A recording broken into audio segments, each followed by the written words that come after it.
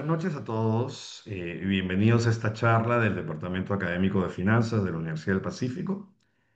El día de hoy nos acompaña Mauricio de la Cuba, quien es jefe del Departamento de Economía Mundial del Banco Central de Reserva y profesor fundador del Departamento Académico de Finanzas de la Universidad del Pacífico. Ah, Mauricio desde hace ¿cómo pasa el tiempo, Mauricio, no? Hace 10 años que enseña el seminario de crisis internacional, crisis financieras internacionales, que es un seminario muy valorado por los alumnos, tanto los que están llevando el curso como quienes lo llevaron, porque en esos seminarios los chicos tienen la suerte de digamos, someterse a la docencia de Mauricio y a su pericia y experticia en temas que son sumamente interesantes sobre el funcionamiento de los mercados internacionales.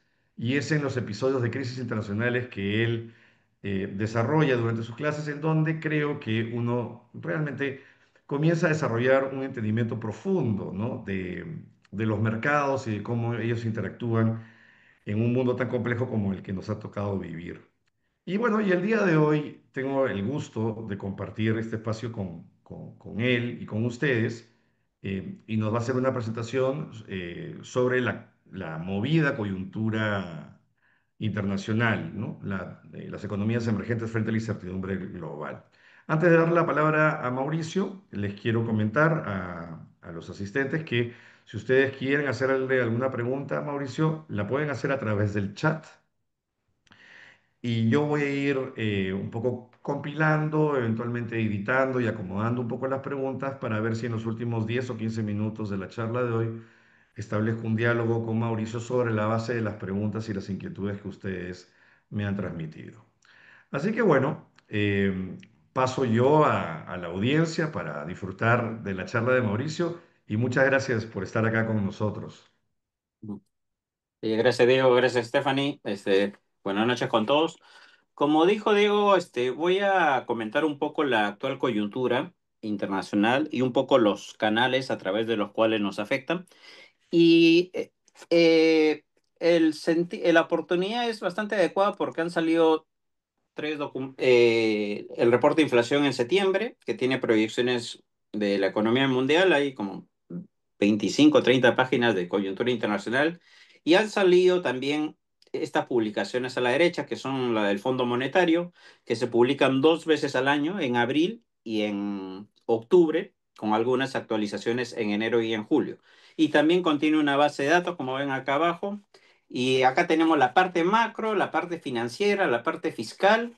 Una vez al año publica un reporte de estabilidad del sector externo de los países, qué monedas están sobrevaluadas, subvaluadas, y también las perspectivas regionales, es decir, no solamente hace la parte macro del mundo, sino también la parte regional. Pues, y de estos documentos voy a picotear, a veces he jalado un poco el gráfico y lo he puesto, para que un poco podamos aprovechar lo que otros hacen y, e integrarlo en el análisis, ¿no? Porque en verdad la cantidad de información que existe y la cantidad de temas que hay que investigar son tantos que en verdad uno tiene que buscar quién ha hecho también los temas, las proyecciones o algunos temas en particular, como se los voy a mostrar en la presentación.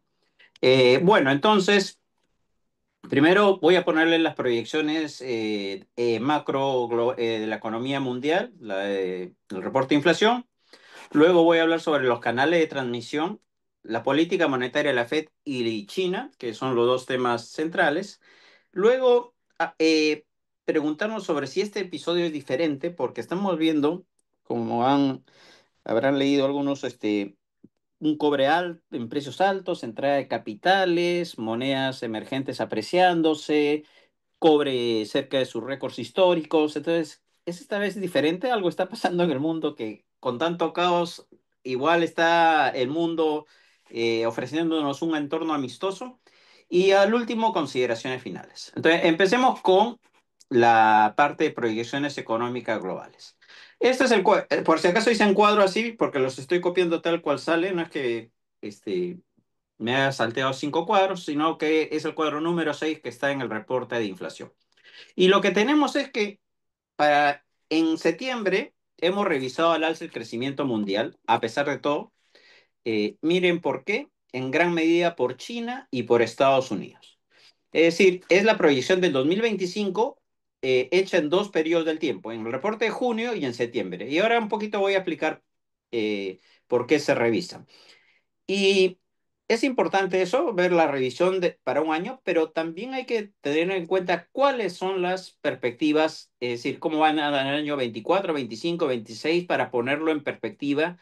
Si 2,8 es mucho, es poco, y en verdad si vemos el mundo en 2,8 es relativamente poco.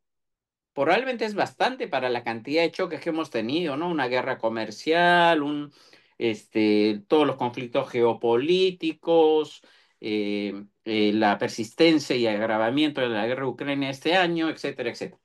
Pero es relativamente buen dato para tantos choques, pero es bajo si lo comparamos con el promedio mundial, ¿no? De los últimos 20 años. Acá hubiéramos podido poner una rayita del promedio para ver qué tanto es respecto a otros años.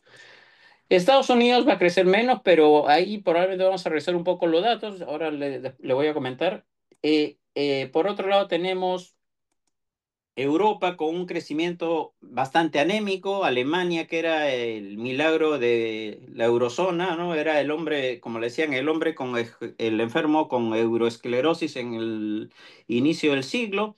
En el 2007 era la economía más dinámica y ahora está otra vez con un montón de choques negativos.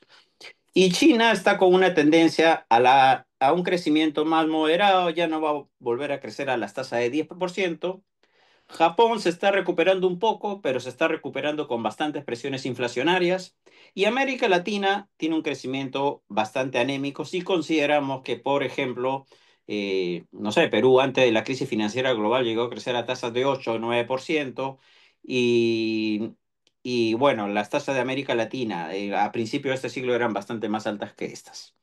Bueno, esas son la revisión a lo largo del tiempo de la tasa de crecimiento en diversos años. Y si esto del Banco Central, pero si vemos la base de datos del FMI, por ejemplo, podemos sacar no solamente las tasas, sino los niveles de PBI per cápita, por ejemplo, para ver qué también andamos comparado con otros emergentes. Y bueno, si vemos este gráfico, no es tan motivador, ¿no? Si uno compara la tendencia al crecimiento, miren, por ejemplo, la pendiente, la línea amarilla contra la pendiente, la línea ploma.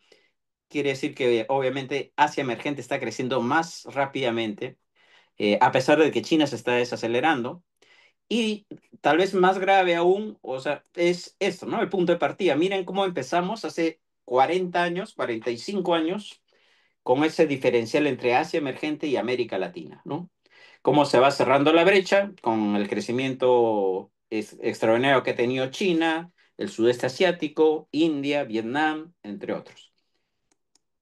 Bueno, como le decía, el crecimiento de Estados Unidos y China se ha revisado en gran parte por datos ejecutados. Entonces hay que tener mucho cuidado cuando uno ve que el 2025 está mejor, porque miren cómo crece Estados Unidos en el segundo trimestre.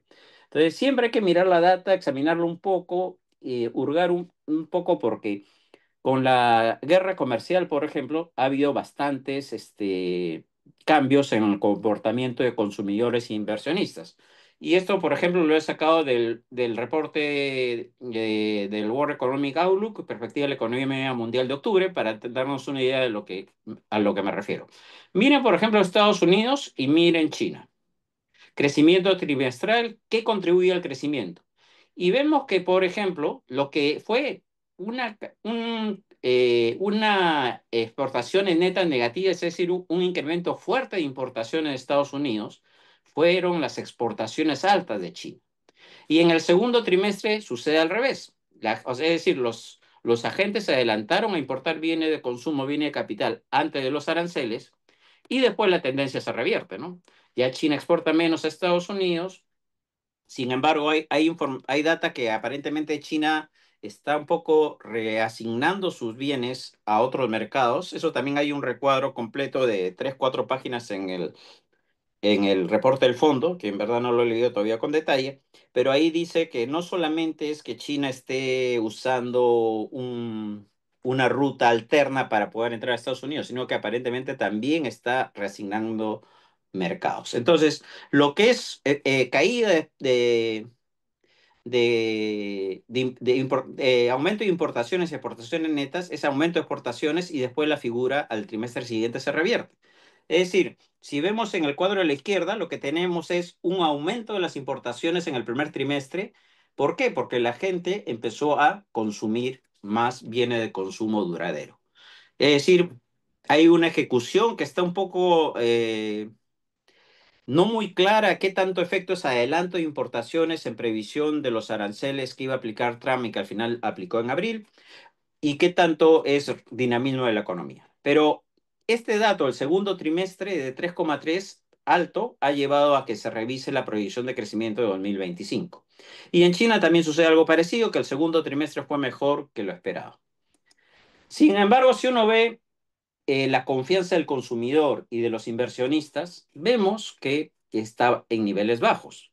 Un poco por las incertidumbres. Recordemos que la guerra comercial o las negociaciones comerciales entre China y Estados Unidos están en una tregua. Es decir, en noviembre debería decidir qué arancel poner finalmente. Y eso implica que desde marzo hasta noviembre ha sido periodo todavía de indefinición. Y eso afecta a la confianza de los consumidores y de los inversionistas y se refleja en y encima está el mercado laboral en Estados Unidos desacelerándose fuertemente. No ha habido datos del último mes por el cierre de operaciones del gobierno por falta de acuerdo en el tema presupuestal. Así que se está un poco, Estados Unidos está un poco con la data incompleta, pero lo que se vio hasta antes de que dejaran de publicar la data oficial del empleo es que se estaba ya cayendo el empleo, entonces el tercer trimestre va a estar afectado por un empleo menor, menor consumo, y también se mantiene alta la incertidumbre en varios frentes, ¿no? En frente comercial, en el frente económico, en el frente de la política monetaria de la Fed, la institucionalidad de la Fed, etcétera. Entonces, tercer cuatro trimestre, probablemente el 2026 haya más incertidumbre y lo que está reflejando el 2025 ha sido un buen desempeño de los dos primeros trimestres. Si voy muy rápido, me avisan, por favor. Y por el lado de la inflación, tenemos también más o menos una buena noticia. La inflación del mundo está bajando. Esto también es un estimado eh, con una muestra de países. Las emergentes también están cayendo bastante, pero miren la línea verde. Las desarrolladas no están cayendo, están incluso estabilizándose ligeramente por encima de la meta de sus bancos centrales.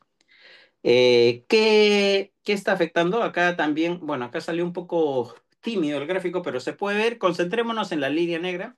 Miren, la inflación de Estados Unidos está subiendo a 2,9. La inflación subyacente está alrededor de 3. Y lo que vemos es que los servicios en Estados Unidos que estuvieron bajando, convergiendo casi a su meta, se han estabilizado en un nivel superior a la meta. Podría ser la mano de obra eh, indocumentada que está faltando, es una posible hipótesis. Y por el lado de la inflación de bienes, que estuvo contribuyendo negativamente acá a la izquierda, donde pongo el cursor, por favor, está empezando a subir posiblemente también por los aranceles, ¿no? Son todavía un poco especulaciones porque el efecto de los aranceles que se han puesto en abril, que se ratificaron en agosto, pero que todavía están pendientes con China, va a ser un efecto que se va a ver en el tiempo y no es tan claro cuál va a ser el efecto, ¿no? La posición de la Fed es un poco que hay que esperar, que va a haber un efecto, que posiblemente no es tan grande, que más importante puede ser el efecto de las restricciones a la mano de obra por los migrantes ilegales, ¿no? Que se están este, eh, repatriando a sus países. Entonces, y otra cosa importante es este gráfico. La zona ploma, donde dice ajuste de la política monetaria, es cuando la Fed empieza a controlar la inflación. Miren, la inflación acá, en donde está el cursor, es 9,1. Es el pico más alto y el Banco Central empieza a ajustar la política monetaria y la inflación empieza a caer. Conforme cae la inflación, las barras rojas, la inflación ejecutada son las barras, las expectativas de inflación también se van convergiendo hacia la ejecución, ¿no? Normalmente cuando uno ve que la inflación cae, empieza a esperar que de acá a 12 meses también caiga. O sea, uno va revisando sus expectativas de inflación a 12 meses en función de la inflación ejecutada. Y lo que vemos es, hay un quiebre a partir más o menos de septiembre, octubre del año pasado. ¿Qué pasó en ese momento? Eh, Como recordarán, Kamala Harris empieza a caer en las encuestas, ¿no? Viene después todo el avance de Trump y la percepción de que podía ganar y finalmente ganó. ¿Y qué implicaba Trump para la inflación? Ya se sabía, ya se estaba estudiando los programas de todos y habían varios escenarios, pero se sabía que el gobierno republicano con mayoría en el Congreso iba a hacer definitivamente política comercial, subir aranceles, que es inflacionario, política migratoria, 10 millones de personas indocumentadas, más o menos se estima que hay en Estados Unidos, se iba a restringir la mano de obra en actividades como construcción, agricultura y otros servicios, y también la política fiscal más expansiva. Y entonces miren cómo las expectativas de inflación se desanclan de la ejecución, ¿no? Se abre una brecha, estaban convergiendo, miren acá cómo convergían, excepto esta del Conference Board, pero también estaba bajando, y luego se desvincula. Entonces, ahí hay un problema para la Reserva Federal, ¿no? Como vamos a ver a continuación. Bueno, vamos a empezar con la política monetaria de la Fed. Un poco, por si acaso están grabadas otras presentaciones, una del 2023 si no me equivoco, y otra del 2022 que donde comentamos con más detalle cómo la Fed empieza el ciclo de ajuste, cómo la inflación se va más allá de lo que esperaba la Fed. Entonces, acá solamente voy a hacer una cosa bastante concreta porque si no, nos quedamos hasta muy tarde. Entonces, la política monetaria de la Fed. Acá tenemos este personaje muy importante, se los voy a comentar en un ratito, que es Paul Volcker, el más alto. Y bueno, ¿qué hace la Fed? La Fed, después de la pandemia, al igual que el fisco, hacen estímulo monetario y fiscal. Obviamente que en el momento de la pandemia es una bazuca de estímulo monetario y fiscales en todo el mundo. Y se piensa que al comienzo que la inflación es más un choque de oferta, ¿no? Un choque de oferta temporal. Los puertos ya van a abrir porque por la pandemia están cerrados, los contenedores se van a restablecer todo el circuito de las cadenas de suministros, el petróleo va a bajar. Sin embargo, como dice Krugman en un artículo bastante conocido, me equivoqué sobre la inflación, había presiones de demanda también fuertes. ¿Por qué? Porque el fisco gastaba, la gente había ahorrado durante la pandemia, a pesar de haber perdido el empleo, no había en qué gastar la plata y todas las transferencias llevaron un ahorro fuerte y la gente empezó a gastar. Cuando la inflación llega a 9,1, la Reserva Federal, ¿no?, encabezada por Powell, se da cuenta que es momento tiene dos objetivos, el desempleo, el mercado laboral y la inflación. Y entonces cuando la inflación, que es la línea naranja, llega a 9,1, lo que dice es, miren, el empleo no está tan mal, la inflación es preocupante. Y estas son palabras textuales de Powell que dice, reducir la inflación requerirá un periodo sostenido de crecimiento por debajo de la tendencia. También es probable que haya cierta suavización de las condiciones del mercado laboral. Estos son los costos de reducir la inflación. Pero el fracaso en restaurar la estabilidad de precios significaría un dolor mucho mayor. Me acuerdo que también dijo algo así como, me gustaría que hubiese una forma no costosa de bajar la inflación, pero no la hay, ¿no? Y eso es lo que a veces pasa, que por retrasar el ajuste en la tasa de interés o la política monetaria, después tienes que ajustar más. Incluso hay un artículo de Financial Times que destaca que América Latina, los bancos centrales de América Latina, ajustaron las políticas monetarias antes que la Fed porque ya veían que la economía se estaba recalentando. Entonces, ahí es cuando la Fed hace una política que se conoce como hawkish, es decir, a preocuparse por la inflación, a priorizar la inflación, porque si no la inflación se va a desbandar, las expectativas de inflación se desanclan, los agentes pueden empezar a fijar salarios en función de la inflación pasada y entonces privilegia la inflación sobre el empleo, ¿no? En su mandato dual. Y es más, hace una mención explícita a Paul Volcker. Si citan a Paul Volcker, que fue el presidente de la Reserva Federal, que elevó la tasa hasta 20%, que generó una crisis de deuda en América Latina por el alza de las tasas, etcétera, etcétera, que quería decir que se iba con todo contra la inflación. Y acá quiero hacer una pequeña digresión para entender cuáles son los instrumentos que tiene la Fed. Y acá retrocedemos en el tiempo. Esto es el primer círculo, cuadrante es la crisis financiera global. ¿Qué hizo la Fed? Miren, redujo la tasa a cero y la mantuvo un periodo largo, ¿no? Y también hizo algo que se conoce como políticas no convencionales. No solamente bajó la tasa, sino que inyectó liquidez comprando bonos del tesoro y comprando activos respaldados en hipotecas. Y eso es las columnas, ¿no? Es decir, si han escuchado los términos, muchos de ustedes deben haberlo escuchado, programa de compras, quantitative easing, políticas no convencionales, quiere decir que inyectó liquidez a través de esas compras, ¿no? Y atesoró activos en bonos y en MBS, ¿no? Mortgage Backed Securities. Pero no solamente baja tasas, sino introduce este nuevo instrumento. Cuando ya la economía empieza a crecer, hacia el año 2013 ya dice, hay el momento de bajar el ritmo, ya no compremos tantos activos hasta estabilizarlos, eso se conoce como el tapering, y luego empieza a reducir, y luego la tasa de interés empieza a subir, ¿no? Entonces, o sea, los estímulos no se pueden mantener para siempre, y por lo tanto la Fed decide a inicio de 2014 a empezar a reducir el monto de compras hasta estabilizarlas y luego sube la tasa de interés. Pero bueno, luego viene la pandemia, que es lo que hemos hablado, y son las políticas expansivas. Miren cómo aumenta el tamaño del balance y cómo baja la tasa de interés y cómo permanece baja por un tiempo largo. Pero ya cuando la inflación está cerca de 9,1, como dijimos antes, miren el alza de tasa de interés que hizo la Fed.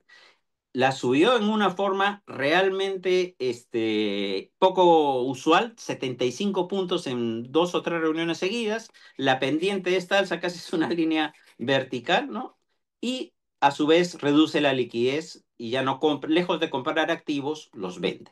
Entonces, hace una política monetaria súper restrictiva y con el agravante de que en este periodo, cuando la Fed retira la tasa, el estímulo monetario, Europa estaba en problemas y el Banco Central Europeo inyectaba liquidez, igual que Reino Unido, igual que Japón.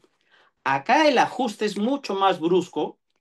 Miren qué rápido se reduce el tamaño del balance, qué rápido se eleva la tasa y lo hacen sincronizadamente no solamente la Fed, sino también la eurozona y el Reino Unido. Es decir, la liquidez mundial se contrae fuertemente. Bueno, juntando los dos gráficos, los ponemos en una sola diapo y vemos lo siguiente. Esta es la inflación y el empleo. La Fed empieza a ser exitosa en bajar la inflación, ya ve que va a converger. Y entonces la Fed que sube tasa y reduce su tamaño de activos, cuando ve que la inflación está empezando a converger hacia la meta, dice ya, bueno, tengo la tasa un poco alta, puedo empezar a bajar tasa, miren la barra celeste, la línea celeste, ya es momento de bajar tasa porque igual mi tasa está por encima del nivel neutral, voy a empezar a bajarla porque la inflación mal que bien ya está empezando a converger hacia el 2% y el empleo va a empezar a desacelerarse. Pero ¿qué pasa todo el 2025? Miren, el 2025 la tasa deja de reducirse, excepto en septiembre. Es decir, lo que se esperaba iba a ser una reducción así de la tasa, termina siendo una línea recta. La Fed detiene su reducción de tasas porque hay un choque importante, que es en gran medida el choque arancelario. O sea, lo que era una convergencia de la inflación hacia la meta y una desaceleración gradual del desempleo, es decir, lo que se conoce como un soft landing, un aterrizaje suave, lo que predijo Powell de que iba a ser, pues podía ser doloroso, no estaba siendo tan doloroso, estaba logrando un ajuste bastante razonable en el trade-off entre bajar la inflación y desacelerar la economía sin que cayera en recesión. Pero, ¿qué es el factor que introduce incertidumbre que hace que la Fed detenga su reducción de tasas? Muchos de ustedes ya deben sospechar. Es básicamente el anuncio del día de la liberación en que se suben los aranceles, se anuncian los aranceles, después obviamente se revisan, en agosto se dan nuevas tasas. Con China, como les digo, todavía está pendiente la decisión, pero esto es lo que sucede en abril, ¿no? Y en abril, pero ya se sabía que sí iba a suceder, entonces la Fed empieza a enfrentar un escenario. Si antes tenía más o menos equilibrio entre inflación convergiendo y desempleo cayendo lentamente, ahora tienes un equilibrio entre una inflación creciente y un desempleo aumentando, y las dudas sobre qué impacto va a prevalecer se complican, ¿no? Aumentan. ¿Por qué? Porque el arancel, como ustedes saben, es un choque de oferta, es decir, vamos a pasar del punto A al punto B. Vamos a tener más inflación y menos crecimiento o más desempleo. Entonces, la Fed no sabe qué efecto va a ser mayor y hace una pausa a la política monetaria. El Fondo Monetario en abril revisa sus proyecciones a la baja, completamente a la baja para el mundo y más inflación. Después un poco suaviza esas proyecciones. Y también, por si acaso, en el reporte de inflación que publicamos hay dos recuadros en diciembre de 2024 y en junio sobre lo que implicaban las políticas de la nueva administración de Estados Unidos. Entonces, ¿qué tenemos? Tenemos un escenario, miren, estos son los aranceles que se han impuesto, también eso es una data del Fondo Monetario, con la enésima aclaración de que con China todavía no es el dato definitivo, aunque Trump ha dicho que un arancel de 100% es poco viable, posiblemente va a ser menor. Tampoco se han definido si se va a aplicar aranceles a minerales críticos, que son entre los cuales está el hierro y el estaño, por ejemplo, que son productos que exportamos. Nuestro cobre sí no está con aranceles, pero ahí hay incertidumbres también sobre los chips, sobre los productos farmacéuticos, etc. Y acá hay unas estimaciones que también las he visto rápido, pero es un poco, las estoy poniendo para que vean todo lo que pueden encontrar en las publicaciones del Fondo Monetario. El impacto que tienen los aranceles sobre el crecimiento, y el impacto es mayor conforme más incierto es el panorama. Si el panorama fuera definitivo, en un momento se ponen aranceles, la caída del producto y de las importaciones sería más rápido. Pero si hay incertidumbre, el choque se demora y se extiende. Y es un choque negativo en el crecimiento, como hemos mencionado, y positivo en la inflación, ¿no? Entonces, por eso es que la Fed está un poco complicada en su manejo monetario. Entonces, ¿qué pasa con la Fed?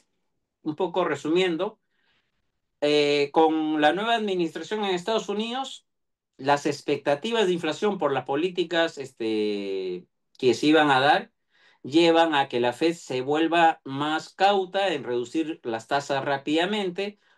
Todo 2025 mantiene la tasa, excepto en septiembre, porque eso se suma porque las medidas arancelarias, las medidas antimigratorias también generan presiones salariales. Según Powell, hasta ahora lo que más pesa sobre la inflación son las medidas, el tema laboral, que el tema arancelario. Pero por otro lado, tienes un desempleo que está aumentando o una creación de empleo cada vez menor. Se ha revisado la data hacia atrás en forma bastante dramática, por decirlo de alguna forma. Y entonces tenemos, como ven, acá un dilema, ¿no? Y como dice Powell, está quedando claro que los aumentos arancelarios serán significativamente mayores de lo previsto. Es probable que lo mismo ocurra con los efectos económicos, que incluirán una mayor inflación y una desaceleración del crecimiento. En septiembre, Powell dice que todavía, si bien eso se mantiene, decide bajar la tasa porque la tasa está bastante alta, está por encima del nivel neutral. Entonces dice, voy a hacer una reducción de solo 25 puntos y voy a ver qué pasa después. Parece que en octubre, que la próxima semana, vuelve a bajar la tasa a 25 puntos.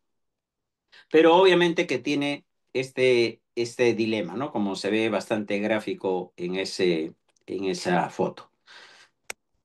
Y bueno, ¿Qué evidencia, por ejemplo? Imagínense que el empleo va cayendo. Es más, no hay datos ahorita, ¿no? El Bureau of Labor Statistics, primero, por el cierre de operaciones del gobierno, no ha sacado datos y el Bureau of Labor Statistics publica la inflación y el empleo. Entonces, claro, hay otro indicador de inflación que sigue la Fed, pero también se basa en lo que publica el Bureau of Labor Statistics, es decir, está haciendo política monetaria con poca data, ¿no? Eso es más complicado todavía. Hay incertidumbre por los hechos económicos, pero además va a haber incertidumbre por la falta de data.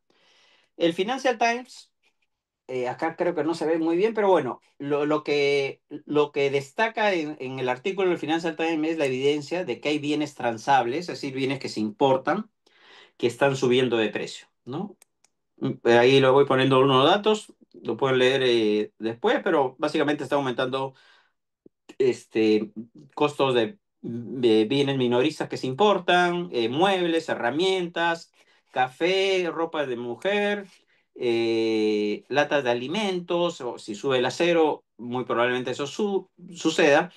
Y la gran duda es, como se importó mucho en el primer trimestre sin aranceles, no es claro qué tanta inflación se viene después.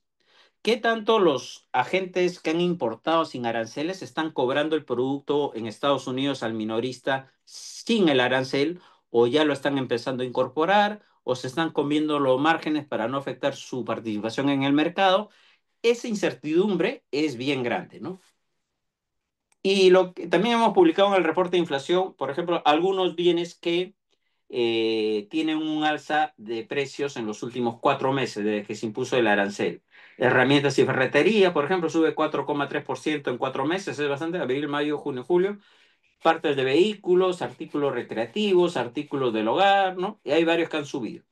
Es una evidencia muy preliminar, pero es posible que conforme más pase el tiempo y se agoten los inventarios, como dice este artículo, y, y se tengan que reponer bienes a un arancel mayor y ya no puedas bajar más tu margen de ganancia, la inflación de los bienes importados o transables suba. Pero hay bastante incertidumbre. ¿Qué podría pasar, por ejemplo, si la inflación sube demasiado? Que no parece ser el escenario de una política como la que hizo Powell cuando la inflación estuvo en 9,1. Pero sí es importante ver que cuando la inflación estuvo en 9,1, la Fed subió la tasa, el dólar se apreció fuertemente porque con tasas altas, obviamente el dólar tiende a apreciarse. La Fed eleva la tasa, como hemos visto, bruscamente y el dólar se aprecia. ¿Y qué pasó en ese periodo de ajuste de la política monetaria de la Fed? Si sube la tasa de interés, sube el costo de los préstamos a nivel internacional, las monedas tienden a depreciarse, entran menos capitales a las economías emergentes, y más aún si hay aversión al riesgo porque hay guerra en Ucrania, guerra en Medio Oriente, esa liquidez que es más escasa es más adversa a entrar a economías emergentes. Entonces, miren ese periodo de ajuste de la política monetaria de la Fed, lo que pasó, por ejemplo, con los flujos de capitales a las economías emergentes. Se contrajo fuertemente, ¿no? Entonces, eso es un poco para ver, salieron capitales tanto de renta fija, es decir, plata que los no residentes ponían en las acciones, en los bonos, perdón, y plata que ponían en acciones. Entonces, se fueron capitales, presiones depreciatorias, ¿no? Y mayor costo de endeudamiento. El periodo posterior, cuando Trump anuncia sus medidas, inicialmente el dólar se aprecia porque dice la Fed no va a bajar las tasas como pensábamos y el dólar se aprecia, pero después empiezan a haber una serie de acontecimientos, el tema de la deuda de Estados Unidos, el mayor déficit, la incertidumbre, la desaceleración, la pérdida de empleo y ya el dólar se debilita. Es decir, todavía no estamos en un escenario como el que hemos visto acá, ¿no? En el periodo en que la Fed sube las tasas de interés todo el 2022 y inicio del 23. Entonces, eso es un poquito un brochazo sobre lo que podría pasar con la Fed si es que detiene su reducción de tasas o en el caso extremo sube las tasas, podría haber una reversión de una tendencia positiva que vamos a ver en un ratito. El segundo factor importante es China, ¿no? Están siempre viendo si China crece 5, 6, 4 y están ahí midiéndole el crecimiento, ¿no? A China cada cierto tiempo. ¿Por qué se desacelera China? Antes de decir por qué se desacelera, siempre es bueno recordar que China creció durante 30 años a tasas de 10%. Es un caso espectacular de crecimiento. Crecer 30 años a tasa de 10% supone multiplicar el producto 16 veces, ¿no? Y entonces China pasa a ser la segunda economía del mundo en dólares corrientes, pero en dólares corrientes es la segunda economía del mundo, pero si corregimos por un efecto que se llama paridad de poder de compra, es decir, los precios en China son muy bajos, pongamos los precios de Estados Unidos, y eso está explicado en una presentación anterior, por eso que ya no quería repetirme, y lo que vemos es que China es la economía más grande del mundo. Casi 20% del PBI mundial corresponde a China.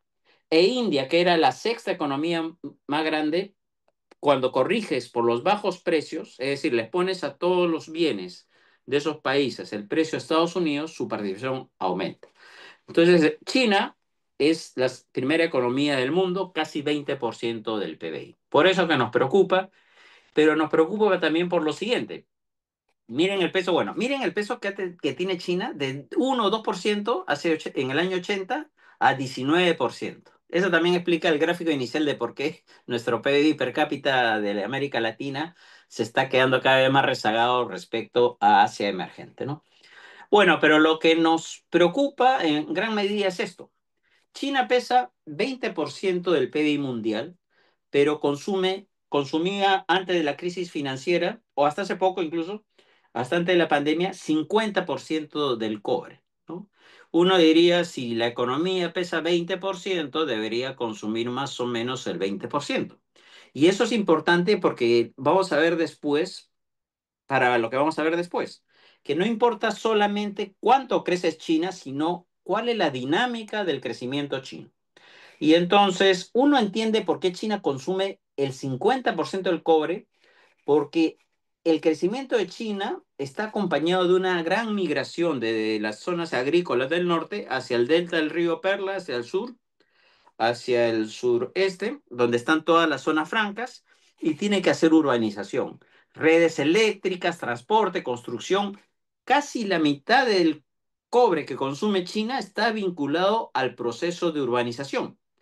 Por eso que preocupa tanto la desaceleración del mercado inmobiliario en China, porque no es la tasa agregada la que importa en gran parte, sino la tasa, el crecimiento sectorial de China.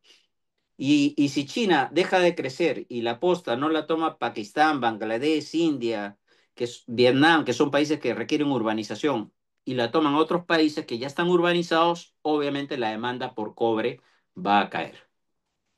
Todavía el precio del cobre está alto y vamos a ver un poco por qué. Pero esta es la idea, ¿no? No solamente es la tasa de crecimiento de China, sino la dinámica de crecimiento. Bueno, y China está pues en un escenario bastante complicado, un mercado inmobiliario desacelerándose fuertemente, un menor dinamismo del sector exportador tras el boom de la pandemia que exportaba mascarillas, pruebas, eh, eh, un montón de material médico y bueno, y el boom exportador normal se empieza a desacelerar, le ponen aranceles, viene la mayor regulación del Estado sobre empresas privadas, viene la escasez de energía, viene el menor crecimiento de la manufactura en todo el mundo, y China es un país exportador de manufactura, y viene la guerra comercial, ¿no? Y que está acompañada además con tensiones geopolíticas, ¿no? No es lo mismo la guerra comercial posiblemente que tuvo Estados Unidos con Japón en los años 80 que la que tiene hoy día con China, ¿no? Y entonces lo que tenemos es todos los factores versus la posibilidad de hacer políticas anticíclicas, bajar tasa de interés, aumentar el déficit, y vamos a ver que esto no es suficiente para volver al 10%. Centrémonos, por ejemplo, en la incertidumbre geopolítica y sobre todo en el mercado inmobiliario. Miren el mercado inmobiliario de China, según estimados de Rogoff del 2021, directa e indirectamente, China representa casi el 30% del PBI, ¿no? Acá está. es incluso mayor a lo que representaba en España, que tuvo una super burbuja inmobiliaria que reventó en el 2012. Ni siquiera en España tuvo tanto peso. Entonces, ¿qué pasa? Es un sector con muchos encadenamientos y que pesa mucho en la economía china. Y lo que vemos en China es esto, ciudades a medio construir, ¿no? Y empresas inmobiliarias que han dejado estos proyectos, familias que en un contexto en que no pueden invertir fácilmente afuera, hay control de capitales, muchas familias han comprado una vivienda, esa vivienda ha perdido valor o incluso está en cascarón y por eso es bien difícil hacer que bajando la tasa de interés, los consumidores chinos se animen a gastar porque están muy endeudados, ¿no? Entonces, el mercado inmobiliario es un gran problema que se monta ahora a los temas comerciales. Incluso muchos piensan que China podría repetir la experiencia de Japón de los años 90, que es otro motivo de otra charla, pero se puede pasar a alguna bibliografía al respecto. Bueno, el Fondo Monetario, perdón, este ya es dato de octubre o de abril. Bueno, en sus proyecciones, si ustedes ven la proyección del Fondo Monetario y bueno, de cualquier organismo, vemos que hay una clara tendencia a la baja. Es decir, ni con políticas fiscales y monetarias expansivas, China puede volver al 10%. Y eso es importante porque tampoco nosotros podemos volver a crecer 6% con políticas fiscales y monetarias expansivas. Eso lo vamos a ver en un ratito. La tendencia de China es a crecer 4 o 5. Es decir, si le metes estímulo fiscal y monetario prudente, vas a crecer tal vez 5 en lugar de 4,5 o de 4, pero no vas a regresar al 10%. ¿Y por qué? Porque no sé cuántos de los que están escuchando son economistas, han llevado su curso de crecimiento económico, pero para varios es familiar esto, ¿no? Una economía crece por dotación de factores, capital, que es la barra azul, mano de obra, que es la roja, o por productividad, que es lo amarillo, ¿no? Entonces, China tuvo la combinación perfecta desde el 80 hasta el 2010, 2015 inclusive. Tenía inversión directa extranjera, de punta, es decir, traían capital y alta productividad, tenías mano de obra migrando del campo a la ciudad, o sea, tenías toda la combinación perfecta para crecer a tasas altas. Pero eso ya decayó, es decir, los factores estructurales detrás del crecimiento de China se han agotado, al menos en el corto plazo. Miren, por ejemplo, la población china. La pirámide china se ha adelgazado, ya perdió el bono demográfico, ¿no? Y compárenlo con India, ¿no? Ya no hay tanta mano de obra joven y ya no hay tanta mano de obra que pueda venir del campo a la ciudad, ya la mano de obra se ha encarecido y eso es un factor en contra del crecimiento. Y el gráfico de la derecha se ve cómo ha caído la inversión directa extranjera, que como les digo, trae capital y trae productividad. Y con la guerra comercial, al menos en el corto plazo, probablemente China puede tener un choque de productividad, ¿no? Porque no tiene los chips más sofisticados. Claro que en el mediano plazo es un riesgo, porque pueden ellos desarrollarlos ante la falta de esos chips por parte de Estados Unidos. O sea, si Estados Unidos no le vende los nanochips a China, claro, va a tener un problema en la cadena de suministros o tal vez lo va a tratar de importar a través de terceros, pero en el largo plazo puede ser que China, que está invirtiendo como es el país que más invierte en investigación y desarrollo, pueda desarrollarlos. Vemos que, por ejemplo, los autos eléctricos chinos de BYD han desplazado a Tesla. Vean, hay algunos documentales bastante interesantes de Visual Economics, por ejemplo, cómo estos autos BYD de China tienen toda la cadena de suministros, hasta los buques son de la empresa. Lo que le falta son esos nanochips indispensables, pero poco a poco está teniendo todo el control de la cadena de suministros. Entonces, la guerra comercial tiene ese riesgo, que impulse a China en unos años a desarrollar lo que no tiene ahora. Y ahí viene pues la gran pregunta, ¿no? Por eso les comentaba que no importa solamente cómo crece China.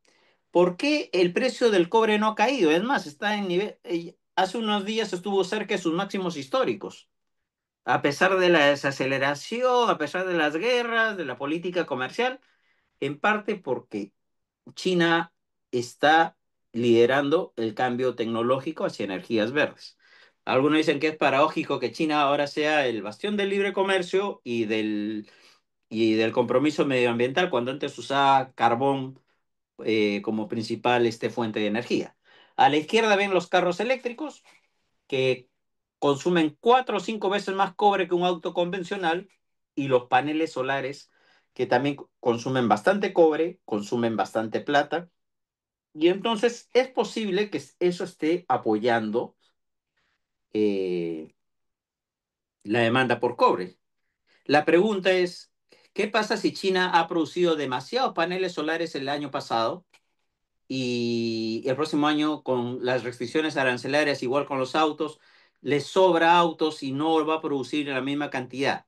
La demanda por cobre puede caer. O sea, hay una gran incertidumbre si los chinos van a seguir produciendo autos en la magnitud que han estado produciendo y paneles solares. Lo que sí es cierto que el compromiso de las economías desarrolladas con el cambio tecnológico, con el cambio climático ha bajado, que hay aranceles más altos a las importaciones que vienen de China. Entonces, ese es un factor de incertidumbre que en cierta forma se compensa porque hay muy poco cobre, oferta de cobre concentrado, entonces el mercado está ajustado y las energías verdes es un factor de incertidumbre y un poco de esperanza de que pueda reemplazar al sector inmobiliario chino. Yo recuerdo que hace 10 años más o menos habían proyecciones de precio del cobre, unos que decían que se iba a $6 la libra, ahorita está en 4,8, y otros que decían que se bajaba a 2, sin exagerar. ¿Y cuál era el supuesto diferente? El supuesto de las energías verdes.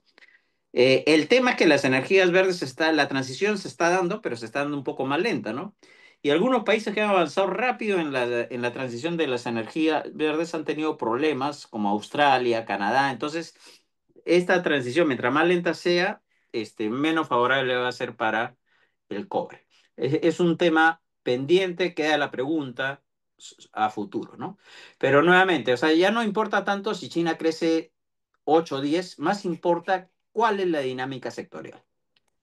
Bueno, y ahora el penúltimo punto es preguntarnos si el mundo está tan mal, ¿por qué estamos con un precio de cobre altísimo? Nosotros además tenemos la suerte de que exportamos cobre que tiene contenido de oro, ¿no? Que está en récords históricos, es decir, los términos de intercambio nuestros están muy bien. Y están entrando capitales. Miren estos datos, miren los commodities, están estables a pesar de todo, ¿no? Luego de la caída, cuando Powell ajusta las tasas de interés y todo el ajuste monetario, los precios han mantenido. Nuestros términos de intercambio, es decir, la relación entre nuestros precios de exportación, esto del reporte de inflación nuestro, la relación entre precio de exportaciones y precio de importaciones está en récord de por lo menos este siglo, ¿no? O sea, estamos recibiendo más por lo que exportamos que pagando por lo que importamos. Y entonces uno dice, bueno, por ahí tal vez sean las energías verdes, ¿no? Lo que esté apoyando el precio del cobre y también las restricciones de oferta que hay, ¿no? Hay muy pocos proyectos que se conocen como greenfield, es decir, proyectos que empiezan de cero, y eso, y encima ha habido problemas, no sé si han escuchado los problemas en la mina Teniente, en la mina de Indonesia, en el Congo, y esa mala noticia de producción en terceros países, bueno, son buenas noticias para nosotros porque nos favorecen el precio, ¿no?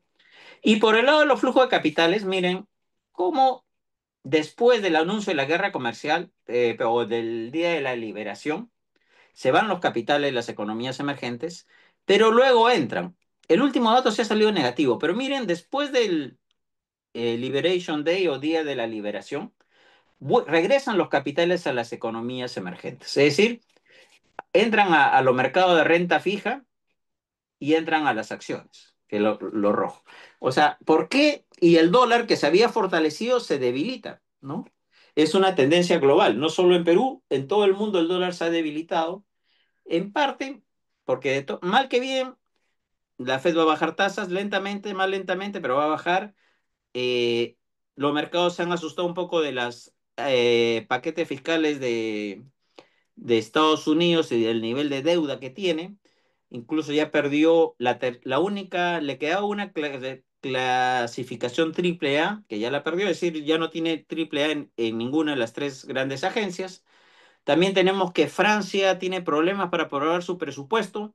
Francia es una economía donde el gasto público pesa casi 60% del PBI y la recaudación 53% del PBI. Es decir, tratar de hacer reformas fiscales en una economía donde el Estado pesa tanto es bien complicado. No pueden subir más impuestos, no pueden hacer la reforma pensionaria. Entonces, tampoco los bonos de Francia ni del Reino Unido son tan atractivos ahora y el precio del oro subió mucho, entonces tal vez los, con la liquidez que hay en el mundo están mirando hacia Perú, Chile, México, Brasil, economías que puedan ofrecer un bono, un rendimiento razonable, un bono soberano. O sea, para ustedes que el gobierno emite un bono en soles y más de la mitad de los tenedores de esos bonos en soles sean extranjeros, es algo que en los 80 era impensable. Que un país emitiera un bono en soles en el primer gobierno de Alan, fines de los 80, pues era algo imposible de creer, ¿no?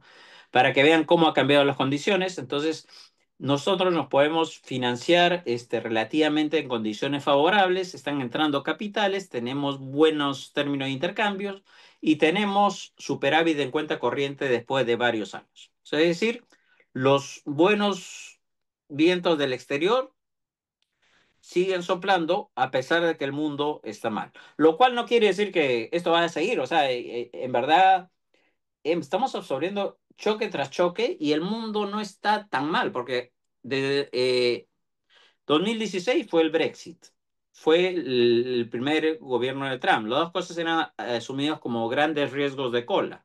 Luego viene la pandemia, viene todo el choque de cadena de suministros, viene la guerra comercial primera de Estados Unidos del 2017, viene la guerra con Ucrania, viene eh, la guerra en Medio Oriente. O sea, todos esos choques, a pesar de eso, no estamos tan mal. Es un consuelo también, porque obviamente si la economía creciera en lugar de 2,8, 3,3 sería una gran ventaja. Marginalmente hablando, es importante. Acá hay un artículo de The Economist que solo se lo menciono, que dice que a pesar de todo, estamos lejos de un desastre. Acá dice por qué, algunos motivos. Un poco porque no están tan mal las cadenas de suministros y al final el último punto es el que quiero resaltar, es que las economías emergentes han mostrado mejores políticas que antes, ¿no? En la pandemia, por ejemplo, pudimos emitir dos bonos de 3.000 millones de dólares cuando a las empresas de aviación de Estados Unidos no le querían financiar nada. Es decir, cuando un país tiene bajo deuda, puede darse, entre comillas, el lujo de meter estímulo fiscal y monetario cuando hay una situación desfavorable. Claro que del mismo artículo dice que hay riesgos. Entre ellos, ¿qué riesgos? Que el mundo, la cantidad de deuda que hay en el mundo es altísima. Los gobiernos tienen un montón de deuda y los bancos centrales tienen un montón de liquidez. Por ejemplo, el Banco de Japón tiene la mitad de los bonos del Tesoro japonés. Es decir, es el mayor acreedor. Imagínense nomás que el Banco de Japón vendiera los bonos que tiene en sus activos. ¿Qué pasaría con el yen? ¿Qué pasaría con las tasas de interés? Etcétera. Y mucha gente tiene bonos de Estados Unidos también. Entonces, bueno, y el capítulo 2 del World Economic Outlook también habla de lo mismo. Un poco para que vean que el Fondo Monetario no solamente hace el capítulo 1 las proyecciones, sino empieza a tratar en los capítulos 2, 3, a veces 4, temas puntuales. Y dice, ¿qué le pasa al mundo emergente? ¿Es resiliente por buenas políticas o por buena suerte? Y la respuesta es un poco de ambos. ¿Por qué? Como hemos visto, los commodities están altos, los capitales no dejan de entrar a la región, pero también hemos hecho una macro bastante mejor que la que hacíamos hace 20 años, ¿no? porque bajamos nuestro nivel de deuda pública, que es una cosa que hay que preservar, ¿no? Que ha habido eh, déficits fiscales altos, relativamente hablando, respecto a otras épocas. Entonces, ahí hay que regresar a una consolidación fiscal en muchos países de la región para volver a tener ese colchón de poder aplicar políticas fiscales anticíclicas, políticas monetarias anticíclicas y poder salir del bache. Bueno, y entonces, para terminar, las consideraciones finales, es la gran pregunta. ¿Por qué no crecer más aprovechando la buena suerte y las buenas políticas?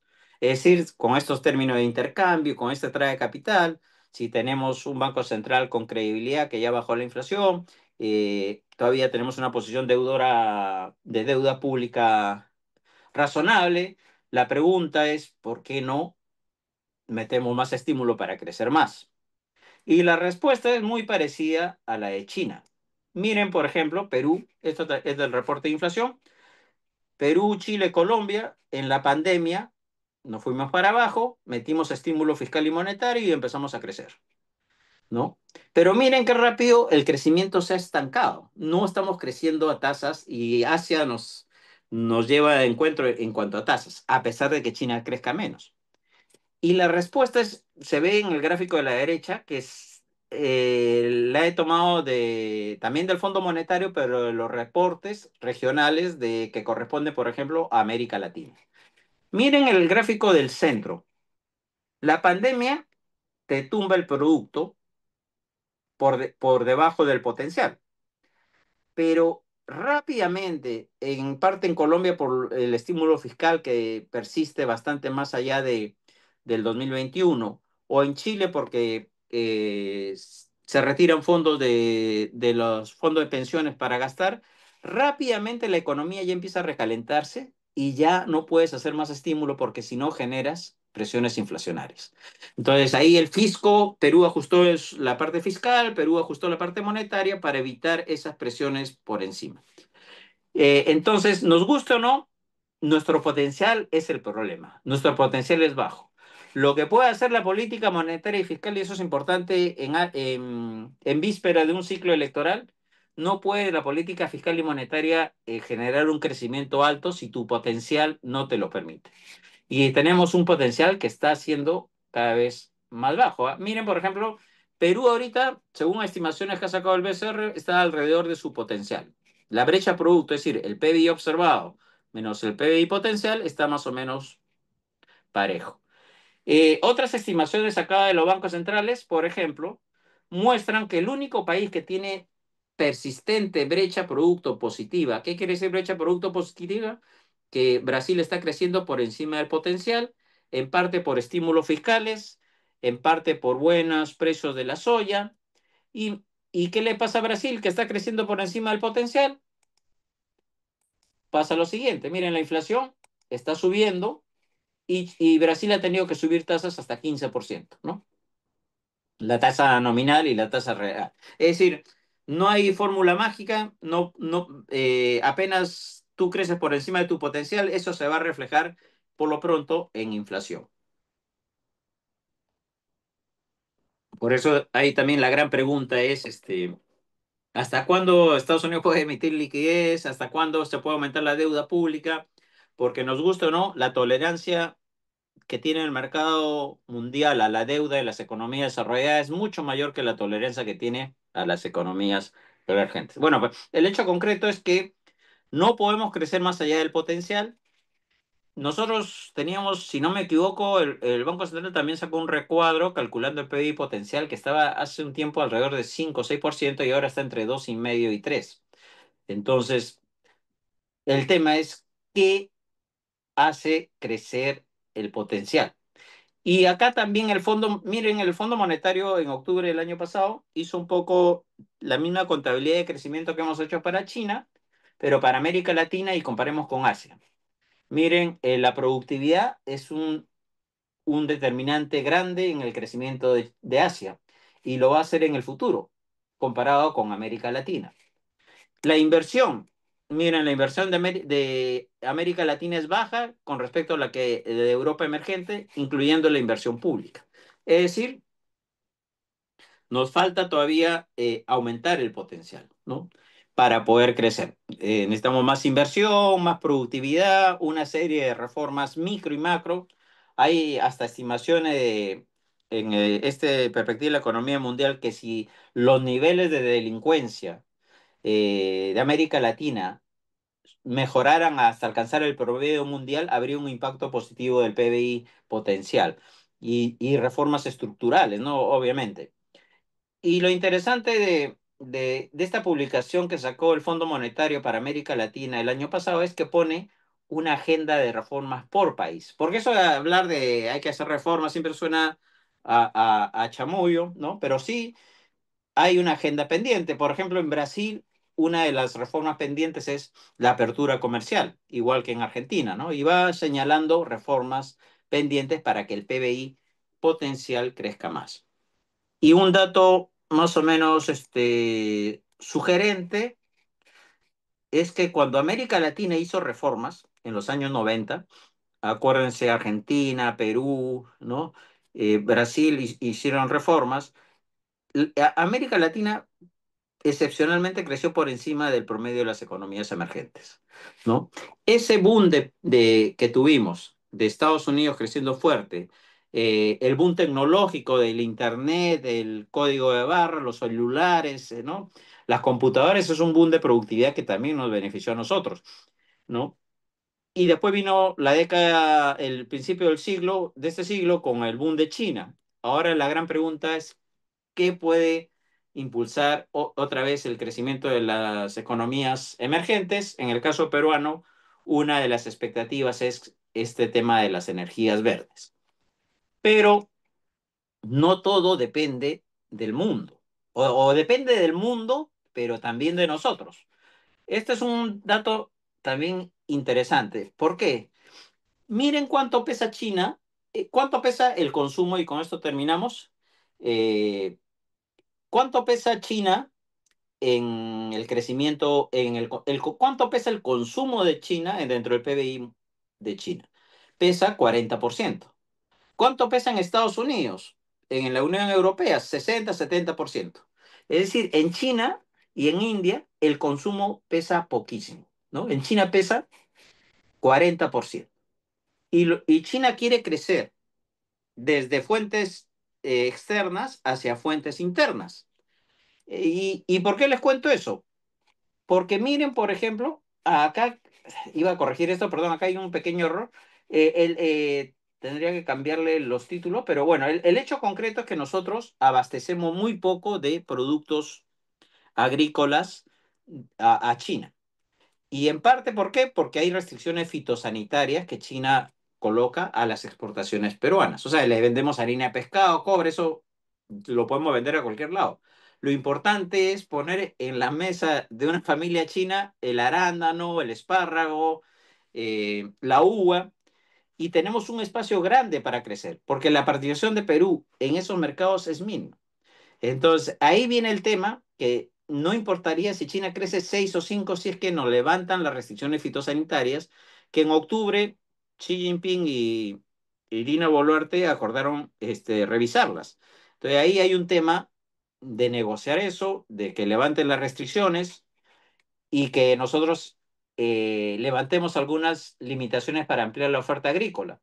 En Majes y en Chavimochic, la tercera etapa, imagínense si se amplía la frontera agrícola y se abre el mercado chino de consumo, aunque China no crezca, tendríamos un boom exportador todavía sostenido, porque tenemos condiciones climáticas y tecnológicas de punta en esos sectores que a veces uno considera menores, que no es todavía fruta, no es computadoras, pero esos productos requieren de una tecnología de punta para que lleguen a un mercado de destino en buenas condiciones. Es decir, si nosotros hacemos nuestra agenda, por ejemplo, infraestructura, ampliamos la frontera agrícola, negociamos con China el levantamiento de las restricciones fitosanitarias, que es un poco factor externo, pero también factor de negociación, podríamos venderle más exportaciones no tradicionales a China, ¿no?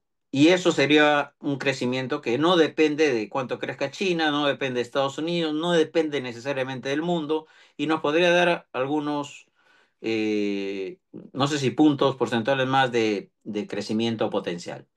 Y si a eso ya se sumara que China tiene que reducir su endeudamiento, revertir la deflación y hacer que las personas adultas chinas no ahorren tanto, porque en China se ahorra mucho porque el sistema previsional no es el más adecuado, no hay la atención médica adecuada, entonces se ahorra en forma precautoria. Si se mejora la atención social y la red social en China, los agentes van a consumir más. Imagínense, con eso ya tendríamos un boom de exportaciones no tradicional. Y si las energías verdes siguen el camino deseado, pero que es incierto, tendríamos también un boom en el precio de los commodities. O sea, el mercado todavía no, yo diría que el mundo está mal, pero no nos está pegando tanto y tenemos parte del crecimiento va a depender de nuestra agenda de reformas que desde mitad de los 90 se ha quedado estancada. Y bueno, eso es todo lo que quería comentarles. Acá se me movió esto, miren, acá me confieso que le puse encima. Ahí está. Bueno, eso es toda la presentación. Stephanie, Diego. Mil gracias, Mauricio. Ha sido una excelente presentación. Datos sumamente interesantes. Me ha gustado en particular, y esto es posiblemente un mensaje a los alumnos, esta mirada un poquito más desagregada al crecimiento chino, ¿no? Porque realmente es súper, súper importante, porque no todo el crecimiento chino es relevante, por ejemplo, para el Perú, ¿no? Y además, dentro de China, los sectores no solamente tienen mucha, digamos, heterogeneidad por el lado tecnológico, que la tienen, sino también por el lado privado estatal, ¿no? Ujú, Hay sectores ampliamente privatizados que típicamente son los más dinámicos y hay ujú, sectores muy fuertemente estatalizados, ujú, ¿no? Donde el Estado todavía es muy, muy, muy fuerte como empresario, ¿no? Como ujú, prestamista, etcétera, que son en realidad los sectores, si uno ve las cosas con lupa, hoy por hoy los sectores que más problemas tienen. ujú, ¿Sí? Entonces, ahí también hay como que dos Chinas, ¿no? Uno en el agregado ve solamente un gran número, un numerazo, pero ese numerazo ha estado de alguna manera impulsado y uno lo puede ir viendo década tras década, ese gráfico que mostraste ujú, de la productividad total de factores de China a lo largo de los últimos 40 años, tiene una historia sectorial bien interesante. ujú, ¿No? El primer sector que se, entre comillas, privatiza es agrícola. En los 80 es un crecimiento agrario, ¿no? Luego en los 90 es un crecimiento industrial, luego en los 2000 es un crecimiento más tecnológico, ujú. etcétera, etcétera. Entonces, eso es bastante interesante sobre el crecimiento chino. Sí. Y me parece sumamente interesante, en mi opinión, que ahondes en ese punto, en una perspectiva un poquito más coyuntural, ¿no? Ujú. Y si me permites, también es cierto que es interesante que siendo un gobierno estatal, no jerárquico, digamos, cuando vino el boom inmobiliario, el gobierno central dictó medidas, pero los gobiernos locales no trataban de evitarlas porque la venta de terreno, la mano de obra empleada, era un dinamismo ¿no? local. Claro. Entonces, ni siquiera un gobierno comunista donde hay ¿no? una grande directrices pudieron copar totalmente. Y ahora más bien lo que está pasando es que el crédito que iba en exceso al mercado inmobiliario, como vemos en ese gráfico de Rogoff, está yendo ahora al sector tecnológico y según muchos, hay empresas zombies también en el sector tecnológico, ¿no? Pero no quieren quitarle los préstamos por el tema del empleo. Y por otro lado, como tú dices, BID, que empezó como fundada, fue fundada por un químico, ¿no? Que sabía de baterías y poco a poco se fue metiendo en los autos eléctricos. Muchos dicen que recibió apoyo del Estado, pero también, por otro lado, uno diría, bueno, pero Biden ofrece $6,000 a cada consumidor que compre un auto eléctrico norteamericano, ¿no? Entonces, claro, pero sí ha desarrollado BID, sí ha absorbido la tecnología, ha desmontado un auto Toyota, ¿no? Es como, como un texto literario que lo deconstruyes igual, el auto lo Claro. desarmas vas viendo todas las vigas maestras y ahora ya se va por su cuenta. Como fue Japón con los autos y como fue Japón con los relojes, ¿no? Y con todas las computadoras y las calculadoras en esa época, ¿no? Ahora ya marcha En ese por punto, su propio. Ujú, correcto, en ese punto también es bien importante ver el tema de la reasignación de crédito que tú mencionas, también cuál es la composición de ese crédito, ¿no? Si es un ujú, crédito básicamente estatal o tiene algún componente privado, porque típicamente los privados tienden a arriesgar, mientras que los arriesgar en un sentido más, digamos, del innovador que se lanza a la piscina y se come el riesgo y si le da mal quiebra, ¿no? ujú, No tanto así el crédito más estatal que de alguna manera apuesta por los sectores que en ese momento el partido de repente piensa que es el sector ganador, ujú, como lo ujú, fue el sector inmobiliario en los últimos 20 años, ujú, ¿no? Y ya ves la burbujaza, ¿no? Y Chile está teniendo realmente problemas de salirse de esa burbuja, posiblemente tarde décadas en ujú. salirse de esa burbuja. Con Pero familias claro, ahora, endeudadas que no van a gastar en pero, consumo, con pero lo claro, cual la deflación va a y aumentar. O sea, sí, están y en ese círculo el bono vicioso. demográfico que se desaparece por su política de un niño, etcétera. Ujú, O sea, China es súper interesante y está siendo muy influyente, pero una cosa que quiero enfatizar de tu presentación es la mirada sectorial, porque en verdad son ujú, dos o tres países jugando al mismo tiempo, con dinámicas distintas, y todo eso se pierde realmente en el ujú, agregado, ¿no? ujú, ujú. Sí, Yo quería hacerte sí, una pregunta, Mauricio, sí. sobre el debilitamiento del dólar. Ujú, Eh, y no sé si yo estoy de acuerdo, estoy en lo correcto o no, pero por lo menos visto desde la perspectiva de las monedas, por ejemplo, latinoamericanas, ¿no? Que están comenzando a tener este episodio de apreciación, la gente está ujú, comenzando a desesperarse porque el sol no deje de bajar. Pues les ujú. recuerdo que en el 2003 el sol estaba que 2.50, ¿no? No Claro, recuerdo. ¿Te acuerdas todos esos números? Porque quiero claro, yo remontarme me justamente a acuerdo que esa época. sí, sí, tienes razón. Cuando por acá, vamos a ver si llegamos a verlo. A ver si... Acá está justo el gráfico, se me esperas un segundo. Sí, sí. Acá estaba, me acuerdo, diciendo el dólar bajando porque había mucha liquidez en el mundo, entonces el sol se estaba fortaleciendo. Los bancos centrales estaban cabezones porque obviamente si entran muchos capitales, tampoco puedes comprar todos los dólares porque inyectaría liquidez excesiva. Ujú, Colombia y Brasil pusieron perdón, impuestos a los bonos que las empresas domésticas emitieran afuera.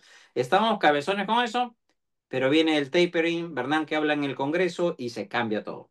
Igual pasó en el 2005, 2006, que entraban capitales, ¿no? Como locos, vino la crisis financiera y ya dejó de ser una preocupación.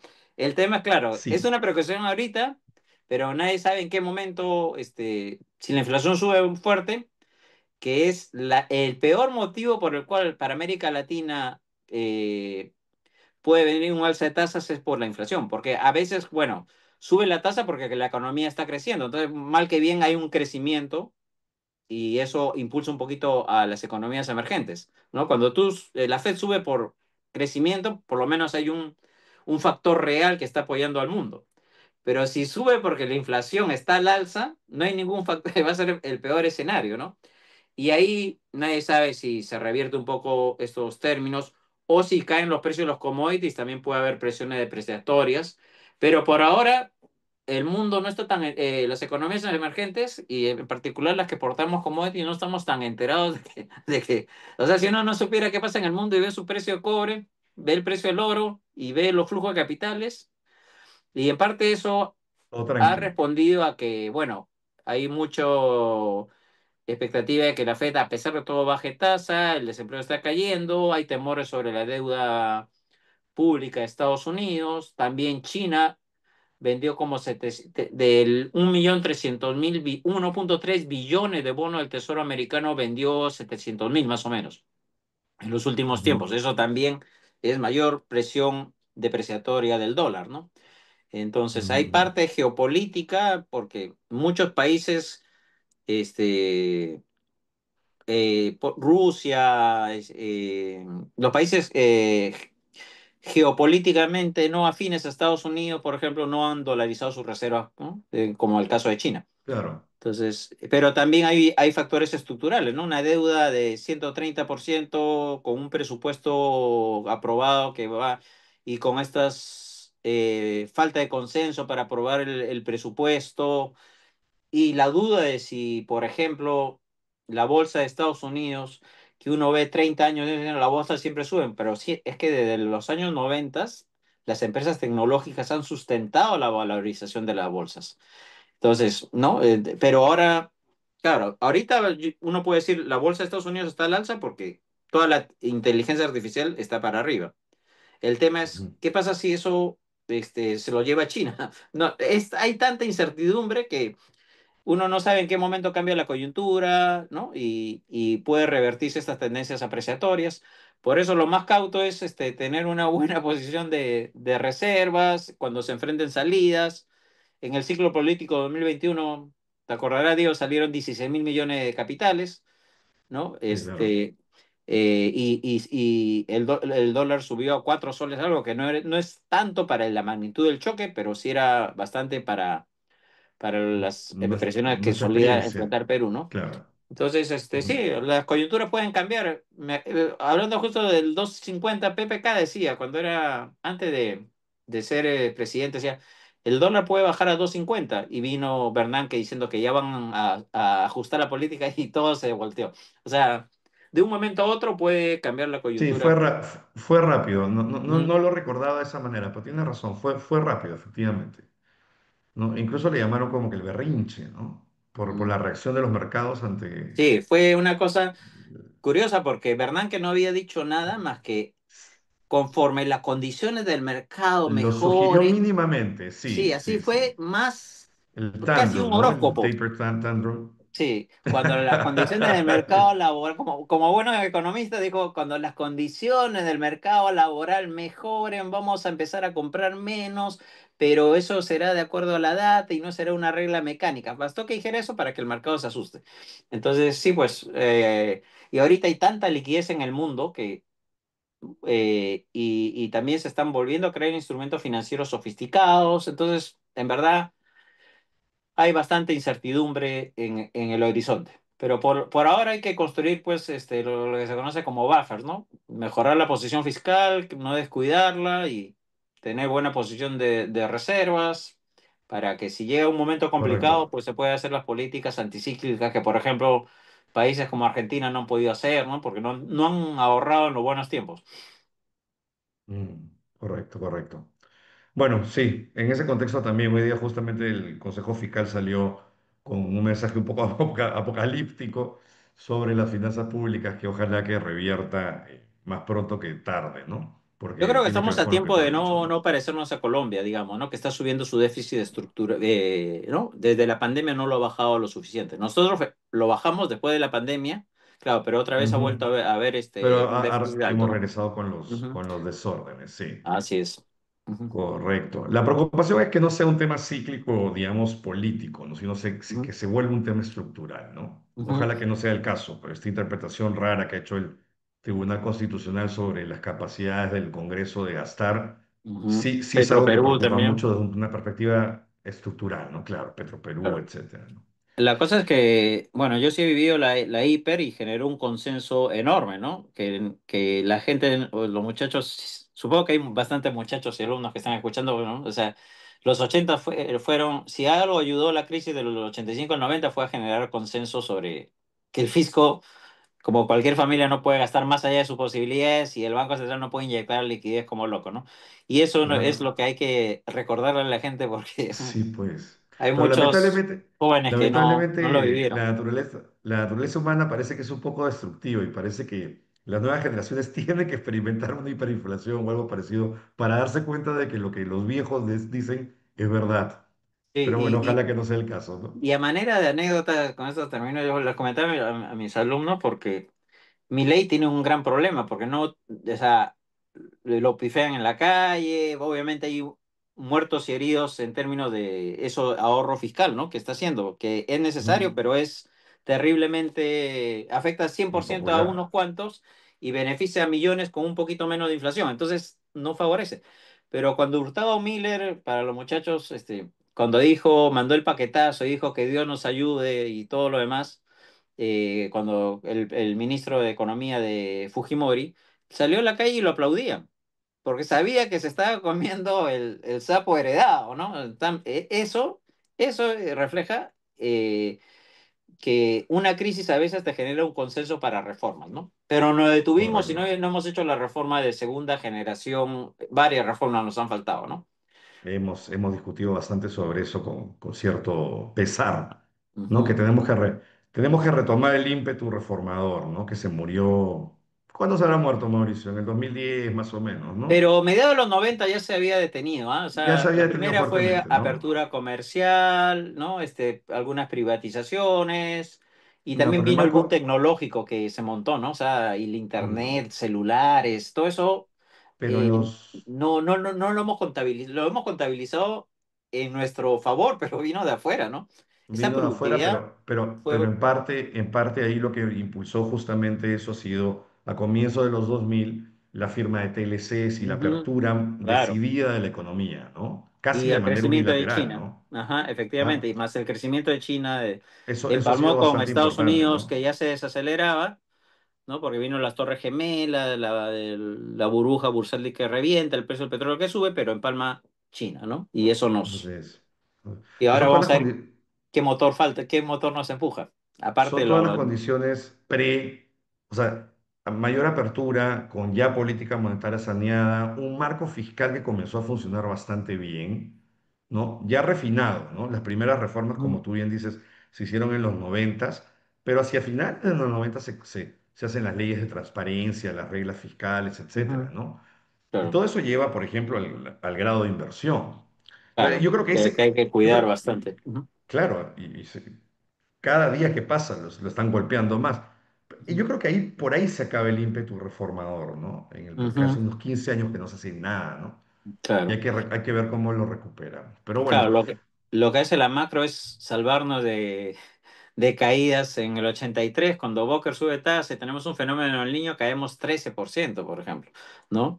Que, o sea, no había posibilidad de hacer políticas fiscales anticíclicas, políticas monetarias anticíclicas, que es lo que América Latina ha ganado en este siglo, digamos, ¿no?